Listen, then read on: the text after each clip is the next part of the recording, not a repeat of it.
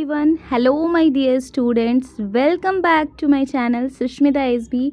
आप सभी का तहे दिल से स्वागत करती हूँ आपके अपने चैनल सुष्मिता एसबी पे। तो क्लास 7 आप लोगों के लिए जो है ना, मल्हार बुक से हिंदी का मैं आज आप लोगों के लिए सेकंड चैप्टर लेकर के आई हूँ, 3 बुद्धिमान। आज की जो वीडियो है, इस वीडियो में आप सभी 3 बुद्धिमान जो चैप्टर है मैं आप लोगों के साथ डिस्कस करने वाली हूँ। जिन्होंने फर्स्ट चैप्टर माँ कह एक कहानी अभी तक जो नहीं देखे हैं तो मेरे चैनल पे जाके देख सकते हैं। ऑलरेडी उसका मैंने आप लोगों को क्वेश्चन आंसर भी करा दिया है एंड ऑलरेडी उसका जो है मैंने चैप्टर भी आप लोगों को एक्सप्लेनेशन वीडियो भी अपलोड है मेरे चैनल पे, तो आप जाके वहाँ से देख सकते हैं। जिन्होंने चैनल को अभी तक सब्सक्राइब नहीं किया है, जल्दी से चैनल को सब्सक्राइब करके बेल बटन पे प्रेस कर दीजिए ताकि जब भी कोई वीडियो आए सबसे पहले आप तक पहुँचे। तो आइए हम लोग 3 बुद्धिमान स्टोरी जो है वो स्टार्ट करते हैं। इस चैप्टर में क्या है वो देख लेते हैं। तो आइए देखते क्या है। तो एक समय की बात है, एक निर्धन व्यक्ति के 3 बेटे थे। वह प्राय अपने बेटों से कहता, मेरे बेटों, हमारे पास ना तो रुपए पैसा है और ना ही सोना चांदी, इसीलिए तुम्हें एक दूसरे प्रकार का धन संचित करना चाहिए। एक निर्धन व्यक्ति था, उसके कितने बेटे थे? उसके 3 बेटे थे और वो काफ़ी निर्धन था तो उनके पास ज़्यादा कुछ था नहीं। तो अपने बेटे को क्या कहते थे? अपने बेटों से कहते थे कि हमारे पास ना तो रुपए है, ना पैसा है, ना सोना है, ना चांदी है, इसीलिए तुम्हें एक दूसरे प्रकार का धन क्या करना होगा? संचित करना चाहिए। हर वस्तु और स्थिति को पूर्णतः समझने और जानने का प्रयास करो। कुछ भी तुम्हारी दृष्टि से ना बच पाए। रुपए पैसे के स्थान पर तुम्हारे पास पैनी दृष्टि होनी और सोने चांदी के स्थान पर तीव्र बुद्धि होगी। ऐसा धन संचित कर लेने पर तुम्हें कभी किसी प्रकार की कमी ना रहेगी और तुम दूसरों की तुलना में 19 नहीं रहोगे। मतलब वो कहना चाहते हैं अपने बेटे को कि हमारे पास तो रुपए पैसे नहीं है, लेकिन उसके स्थान पर तुम लोग क्या करो, कुछ अलग ज्ञान अर्जित करो, जैसे कि तुम्हारी पैनी दृष्टि होनी चाहिए और तीव्र बुद्धि होना चाहिए। अगर ऐसा होगा तो ये भी एक प्रकार का क्या है? धन ही है और कभी भी दूसरों की तुलना में तुमको कम नहीं रखा जाएगा। ठीक है। नेक्स्ट,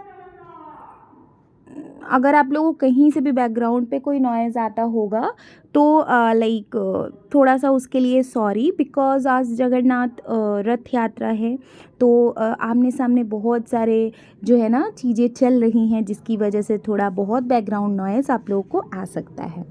ठीक है। नेक्स्ट देखिए, समय बीता और कुछ समय पश्चात पिता चल बसे। कुछ दिन के बाद उसके पिताजी क्या हो गए? उनका इंतकाल हो गया, डेथ हो गया। बेटे मिलकर बैठे, उन्होंने सारी स्थिति पर विचार किया और फिर बोले, हमारे लिए यहाँ कुछ भी तो करने को नहीं, आओ घूम फिर कर जगत देखें। बेटों ने कहा कि हम लोग के लिए तो यहाँ पे कुछ भी करने के लिए नहीं है, चलो हम लोग घूमने फिरने जाते हैं। आवश्यकता होने पर हम चरवाहों या खेत में श्रमिकों का काम कर लेंगे, हम कहीं भी क्यों ना हो भूखे नहीं मरेंगे। मतलब वो बोले अगर ज़रूरत पड़ी तो हम चरवाहों का काम कर लेंगे या खेत में श्रमिक का काम कर लेंगे, हम भूखे नहीं मरेंगे। अंततः वे तैयार होकर यात्रा पर चल दिए।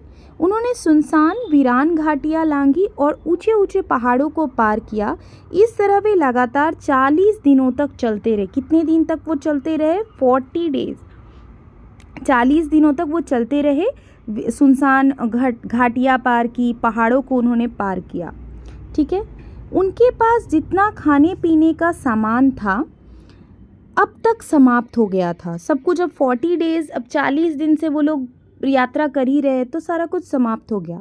वे थक कर चूर हो गए थे और उनके पैरों पर छाले पड़ गए थे, किंतु सड़क थी कि समाप्त होने को नहीं आ रही थी। वे आराम करने के लिए रुके और पुनः आगे चल दिए। अंत में उन्हें अपने सामने वृक्ष और मकान दिखाई दिए। वे एक बड़े नगर के पास पहुंच गए थे। अंत में उनको क्या दिखाई दिया? एक वृक्ष दिखाई दिया और बहुत सारा मकान उनको दिखाई देने लगा। ठीक है। तीनों भाई बहुत प्रसन्न हुए और शीघ्रता से पग बढ़ाने लगे। जब वे नगर के बिल्कुल निकट पहुंच गए तो सबसे बड़ा भाई अचानक रुका। उसने धरती पर दृष्टि डाली और बोला, थोड़ी ही देर पहले यहाँ से एक बहुत बड़ा ऊँट गया है। वे थोड़ा और आगे गए तो मझला भाई रुका और सड़क के दोनों ओर देखकर बोला, संभवतः वह ऊँट एक आंख से नहीं देख पाता हो। वे कुछ और आगे गए तो सबसे छोटे भाई ने कहा, ऊँट पर एक महिला और एक बच्चा सवार थे। ठीक है, अब ये लोग क्या बोल रहे हैं, सबसे पहला भाई ने क्या बोला कि यहाँ से कोई ऊँट गया है। दूसरे भाई ने क्या बोला कि ऊँट एक आंख से नहीं देख पाता होगा। फिर छोटे भाई ने क्या कहा कि ऊँट पर एक महिला और एक बच्चा सवार थे। बिल्कुल सही। दोनों बड़े भाइयों ने कहा और वे तीनों फिर आगे बढ़ चले। कुछ समय पश्चात एक घुड़सवार उसके पास से निकला। सबसे बड़े भाई ने उसकी ओर देखकर पूछा, घुड़सवार, तुम किसी खोई हुई वस्तु को ढूंढ रहे हो ना? घुड़सवार ने घोड़ा रोककर उत्तर दिया, हाँ। तुम्हारा ऊँट खो गया है ना? सबसे बड़े भाई ने पूछा। हाँ, बहुत बड़ा सा। हाँ। वह एक आंख से नहीं देख पाता है ना? मझले भाई ने पूछा। फिर उसने उत्तर दिया, हाँ। एक छोटे से बच्चे के साथ उस पर महिला सवार थी ना? सबसे छोटे भाई ने सवाल किया। घुड़सवार ने तीनों भाइयों को शंका की दृष्टि से देखा और बोला, तो तुम्हारे पास है मेरा ऊँट। तुरंत बताओ, तुमने उसका क्या किया? हमने तुम्हारे ऊँट का मुंह तक नहीं देखा, भाइयों ने उत्तर दिया। तो तुम्हें उसके बारे में सभी बातें कैसे पता चली? अब देखो, ये लोग सारी बातें सही सही बता रहे हैं। तो ये लोग बोल रहे हैं कि हमने तो उसका मुंह तक नहीं देखा। बट अब अगर उस जगह पे मैं भी होंगी तो मैं भी उनसे क्वेश्चन करूँगी, फिर तुमको ये सारी चीज़ें कैसे पता है भाई कि ऊँट पर कौन बैठा है, ऊँट नहीं देख पाता एक आँख से? अब देखो इनका आंसर, क्योंकि हम अपनी आँखों और बुद्धि से काम लेना जानते हैं, भाइयों ने उत्तर दिया। शीघ्रता से उस दिशा में अपना घोड़ा दौड़ाओ, वहाँ तुम्हें तुम्हारा ऊँट मिल जाएगा। नहीं, ऊँट के स्वामी ने उत्तर दिया, मैं उस दिशा में नहीं जाऊँगा। मेरा ऊँट तुम्हारे पास है और तुम्हें ही उसे मुझे लौटाना पड़ेगा। हमने तो तुम्हारे ऊँट को देखा तक नहीं, भाइयों ने चिंतित होते हुए कहा। अब उन लोगों ने क्या हुआ, ये सब बातें तो बोल दिया। अब जो घुड़सवार है, जो वो बोल रहा है कि अब तुम ही लोग मेरा ऊँट लौटाओ। अब उन्होंने बोला कि हमने तो तुम्हारा ऊँट को देखा ही नहीं है, तो वो लोग चिंतित हो गए। लेकिन घुड़सवार उनकी एक भी सुनने को तैयार नहीं था। उसने अपनी तलवार निकाली और उसे जोर से घुमाते हुए तीनों भाइयों को अपने आगे आगे चलने का आदेश दिया। इस प्रकार वह उन्हें सीधे अपने देश के राजा के भवन में ले गया। इन तीनों भाइयों को सुरक्षा कर्मियों को सौंपकर वह स्वयं राजा के पास गया। मैं अपने रेवड़ों को पहाड़ों पर लिए जा रहा था, उसने कहा, और मेरी पत्नी मेरे छोटे से बेटे के साथ एक बड़े से ऊँट पर मेरे पीछे पीछे आ रही थी। किसी कारण उनका ऊँट पीछे रह गया और वे रास्ते से भटक गए। मैं उन्हें ढूंढने गया तो मुझे रास्ते में 3 व्यक्ति मिले जो पैदल चल रहे थे। मुझे पूरा विश्वास है कि उन्होंने मेरा ऊँट चुराया है और मेरी पत्नी तथा बेटे को मार डाला है। ये कौन कह रहा है? ये घुड़सवार राजा को जाके बता रहा है। अब आगे देखो, राजा क्या बोल रहे हैं, तुम ऐसा क्यों समझते हो?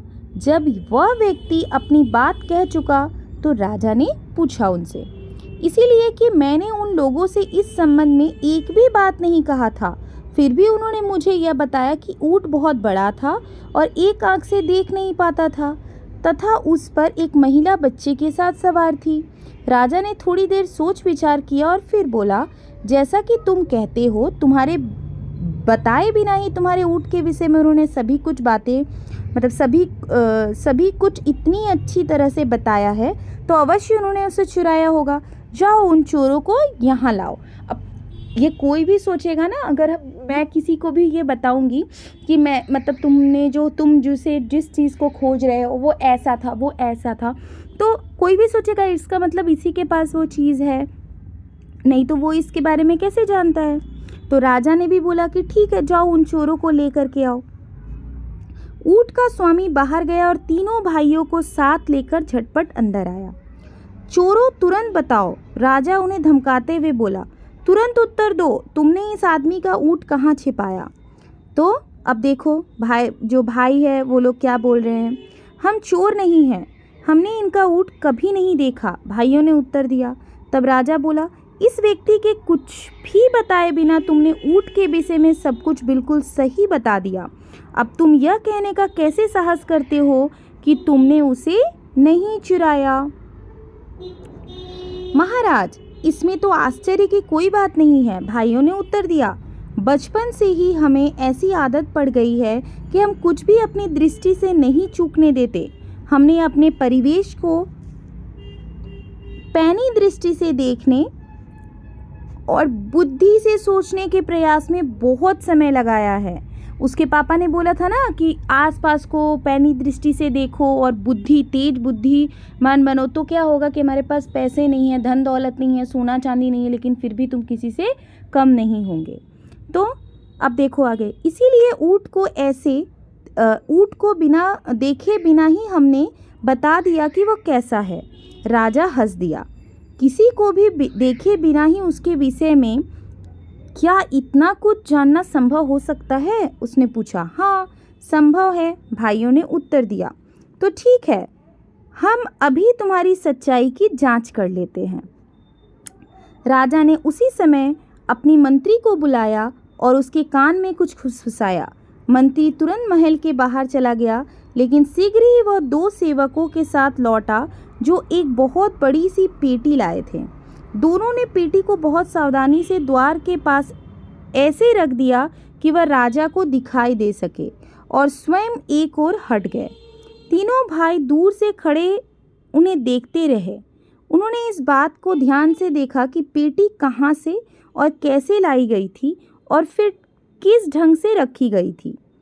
हाँ, तो चोरों, हमें बताओ उस पेटी में क्या है? राजा ने कहा। अब वो पेटी वगैरह ला के रख दिए। अब वो चोर से पूछने लगे कि बताओ कि इस पेटी में क्या है। तो चोर क्या कहते हैं?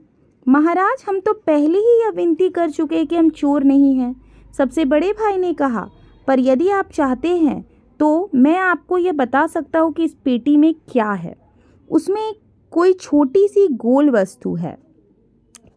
ठीक है, तो अब मझला भाई क्या बोलता है? उसमें अनार है, मझला भाई बोला। हाँ, और वह अभी कच्चा है, सबसे छोटे भाई ने कहा।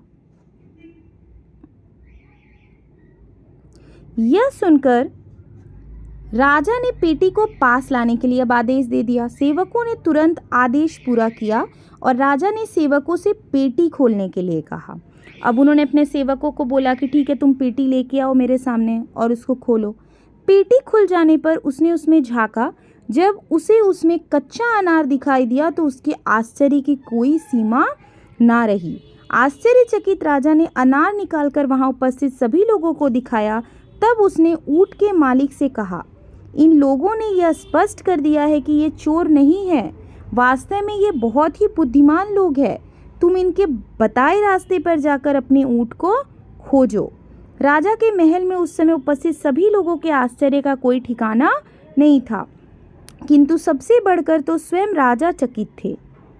वो ऑब्वियस सी बात है, अगर कोई बिना देखे बता रहा है कि उस पेटी में क्या है, कौन सी चीज़ है, वो कच्ची है या पक्की है, तो ये एक आश्चर्यचकित होने की ही बात है।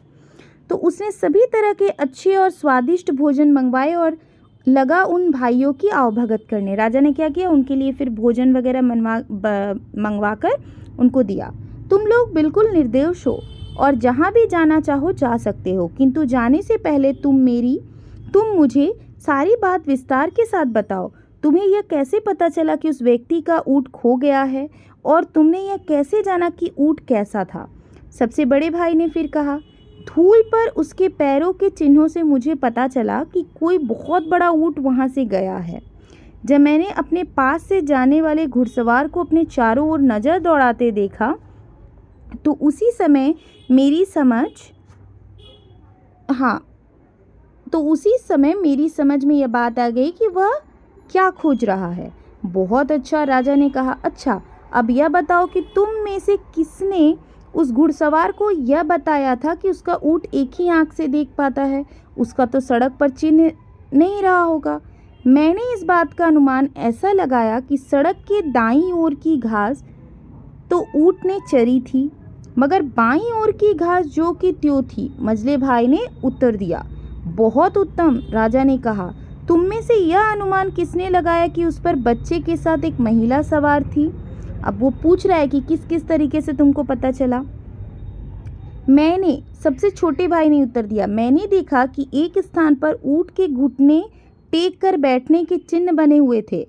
उनके पास ही रेत पर एक महिला के जूतों के चिन्ह दिखाई दिए, साथ ही छोटे छोटे पैरों के चिन्ह थे, जिससे मुझे पता चला कि महिला के साथ एक बच्चा भी था। बहुत अच्छा, तुमने बिल्कुल सही कहा, राजा बोला। लेकिन तुम लोगों को यह कैसे पता चला कि पेटी में एक कच्चा अनार है? यह बात तो मेरी समझ में बिल्कुल नहीं आ रही। अब देखो, ये सब तो सही है, ये तो वो चिन्ह बना हुआ था, इससे पता चला सारा कुछ से, लेकिन पेटी में जो अनार है ये कैसे पता चला उन लोगों को? अब राजा जो है मतलब क्वेश्चन करने लगा। तो सबसे बड़े भाई ने कहा, जिस तरह दोनों व्यक्ति उसे उठा कर लाए थे, उससे बिल्कुल स्पष्ट था कि वह थोड़ी भी भारी नहीं है।